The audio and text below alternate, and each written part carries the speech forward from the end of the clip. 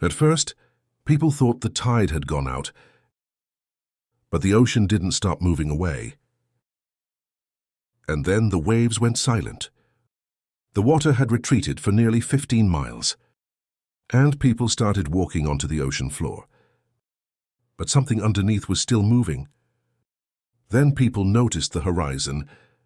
It wasn't supposed to move like that. What they were looking at wasn't land. The ocean hadn't disappeared. It was being pulled backward to build something humanity had never seen before. A wave taller than the city.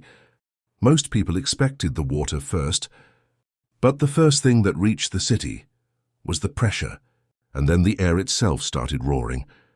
The wave was moving faster than most aircraft, and by the time people heard it clearly, it was already above them. But the water still hadn't arrived. The city disappeared before the water even reached the streets. The pressure alone was tearing buildings apart, and people still couldn't outrun it. When the wave finally arrived, it didn't feel like water. It felt like the entire ocean had fallen onto the city at once.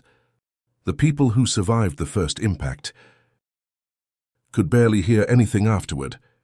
The pressure wave had ruptured windows, and sometimes human eardrums too. Most survivors thought the worst was over. But tsunami waves don't arrive once. They arrive in sets, and the ocean was still coming. Hours later, the water was still rising, and then survivors saw something impossible. The ships were coming inland too. The second surge carried everything with it: ships, fuel, and fires that spread across the ocean itself. By nightfall, the ocean had moved miles inland, and even the mountains were no longer high enough. Some survivors thought the second wave would be smaller. But this time the ocean brought the ships with it. An entire streets disappeared beneath them.